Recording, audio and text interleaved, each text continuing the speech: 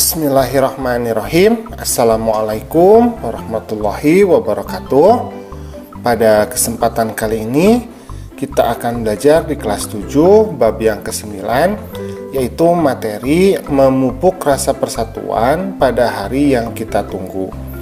Adapun submateri yang akan kita bahas adalah ketentuan sholat Jumat.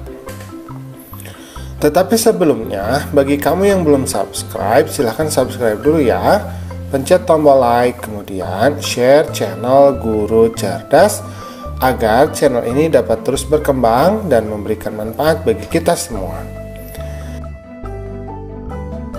Nah, sekarang kita akan berbicara mengenai syarat wajib dari sholat Jumat ya. Yang pertama adalah harus Islam atau seorang muslim ya. Jadi kalau non muslim tidak usah. Yang kedua adalah baligh. Baligh itu artinya dia telah dewasa. Kalau bagi laki-laki maka sudah mengalami mimpi basah. Kalau bagi perempuan maka sudah datang bulan. Kemudian harus berakal. Berakal itu artinya waras, sudah mampu membedakan benar dan salah ya.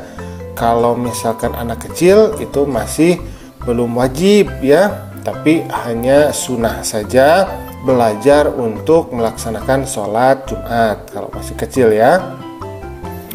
Kemudian yang keempat adalah laki-laki. Jadi wajibnya itu hanya bagi laki-laki saja. Kalau bagi perempuan itu tidak wajib. Tapi kalau misalkan mau ikut juga tidak apa-apa. Kemudian sehat dan mampu. Maksudnya adalah tidak dalam keadaan sakit ya, dan mampu melaksanakan sholat Jumatnya. Jadi kalau misalkan sakit sedang berbaring, tidak usah dipaksakan ya, cukup di rumah saja. Kemudian yang keenam adalah menetap. Jadi artinya bukan seorang musafir ya, jadi artinya warga lokal. Tapi kalau musafir maka diperbolehkan untuk sholat zuhur. Tapi kalau misalkan mau sholat Jumat juga tidak apa-apa ya, kalau musafir ya. Tapi kalau orang yang menetap itu wajib untuk melaksanakan sholat Jumat. Kemudian syarat sah pendiriannya, yang pertama adalah harus di tempat yang bermukim. Artinya di lingkungan masyarakat, tempat pemukiman masyarakat. Jadi tidak bisa sholat Jumat itu diadakan secara mendadak ya. Misalkan di gunung, misalkan tiba-tiba di hutan gitu, tidak bisa ya. Tapi harus di tempat yang bermukim, artinya tempat tinggalnya para penduduk. Kemudian harus berjamaah. Jadi bukan sholat munfarid ya, bukan sholat bersendirian, tapi harus sholat yang berjamaah. Ada dua pendapat ya, ada yang mengatakan minimal harus 40, tapi yang lain mengatakan minimal 2 orang. Jadi tidak masalah ya, silahkan berpendapat yang mana. Kemudian harus dilaksanakan pada waktu zuhur. Jadi kalau misalkan dilaksanakan bukan pada waktu zuhur maka tidak syah ya. Kemudian didahului 2 khutbah. Jadi kalau sholat Jumat itu memang harus 2 khutbah dulu ya, baru kemudian dilaksanakan sholat Jumatnya. Nah, kemudian kita akan berbicara tentang rukun khutbah Jumat. Yang pertama mengucapkan puji-pujian kepada Allah ya, banyak misalkan innal hamdalillah atau alhamdulillah, silahkan ya. Kemudian yang kedua membaca salawat atas Rasulullah, wassalatu wassalamu ala Rasulullah gitu ya, kita berbicara seperti itu. Kemudian yang ketiga mengucapkan 2 kalimat syahadat, asyhadu alla ilaha illallah wa asyhadu anna muhammadan abduhu wa rasuluh. Kemudian yang keempat berwasiat ya, atau memberi nasihat, misalkan ittaqillah haqqa tuqatihi wa la tamutunna illa wa antum muslimun ya. Jadi bertakwalah kamu dengan sebenar-benarnya takwa, seperti itu. Kemudian yang kelima membaca ayat Al-Qur'an. Nah, untuk ayat Al-Qur'an ini biasanya disesuaikan dengan materi khutbahnya. Gitu. Jadi kalau misalkan materi khutbahnya tentang kepemimpinan, ya kita membaca ayatnya tentang kepemimpinan ya. Misalkan a'udzubillahi minasyaitonirrajim wa idz qala rabbuka lil malaikati inni ja'ilun fil ardi khalifah dan seterusnya gitu, misalkan seperti itu ya. Kemudian berdoa untuk semua umat Islam pada khutbah yang kedua. Contohnya misalkan Allahumma gfir lil muslimin wal muslimat wal mu'minin wal mu'minat dan seterusnya, seperti itu ya. Itu rukunnya ya. Sekarang syarat khutbah Jumat. Yang pertama, khutbah Jumat ini dilaksanakan tepat siang hari saat matahari tinggi dan mulai bergerak condong ke arah barat. Itu yang pertama ya, jadi pada waktu zuhur. Kemudian yang kedua, khutbah Jumat ini dilaksanakan dengan berdiri jika mampu. Jadi kalau khotibnya mampu berdiri maka harus berdiri, kecuali kalau khotibnya itu tidak mampu berdiri. Kemudian yang ketiga, khotib hendaknya duduk di antara dua khutbah. Jadi ketika khutbah pertama selesai, maka kemudian khotib itu duduk sebentar, kemudian berdiri kembali, seperti itu.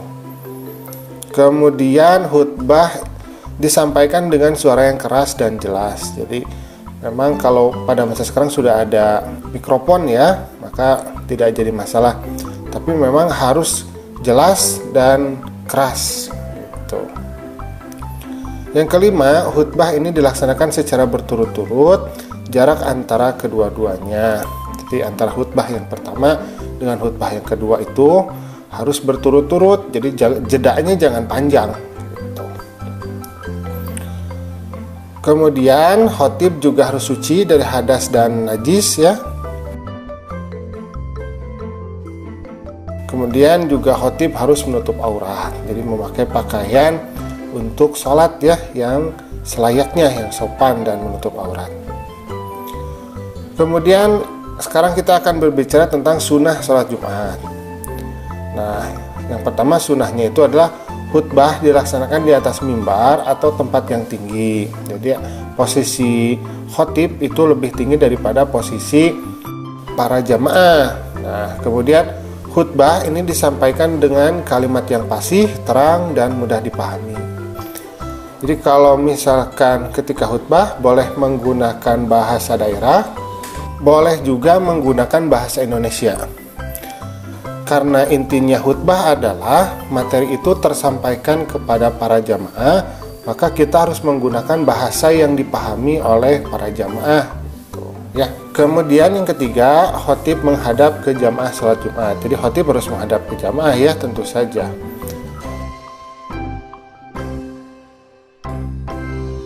Yang keempat, khotib membaca salawat atau yang lainnya di antara dua khutbah. Jadi kalau khotib membaca salawat juga diperbolehkan. Kemudian yang kelima, khotib menertibkan 3 rukun, yaitu dimulai dengan puji-pujian, salawat Nabi, dan berwasiat. Jadi misalkan innal hamdalillah wassalatu wassalamu ala rasulillah ittaqillah haqqa tuqatih wala tamutunna illa wa antum muslimun. Jadi seperti itu ya. Pertama puji-pujian, innal hamdalillah wassalatu wassalamu ala rasulillah, berarti salawat kepada Nabi. Kemudian ittaqillah, jadi bertakwalah kamu. Berwasiat kepada para jamaah itu untuk selalu bertakwa, seperti itu. Kemudian yang keenam, jemaah hendaknya diam, tenang dan memperhatikan khutbah Jumat. Jadi jemaah itu harus diam ya ketika sholat Jumat. Kalau dia berbicara, maka pahalanya itu tidak dapat, itu hanya dapat kewajiban saja. Kemudian yang ketujuh, khotib hendaknya memberi salam. Memang harus salam dulu ya, assalamualaikum dulu. Jadi khotib salam, assalamualaikum, baru kemudian muadzin itu dia azan gitu ya, baru khotib berdiri setelah muadzin azan, baru khotib mulai ceramah gitu, berkhutbah. Kemudian yang ke-8, khotib hendaknya duduk di kursi mimbar sesudah memberi salam dan mendengarkan azan. Nah, alhamdulillah pembelajaran kita pada kesempatan kali ini sudah selesai. Terima kasih ya sudah mau menyimak. Assalamualaikum.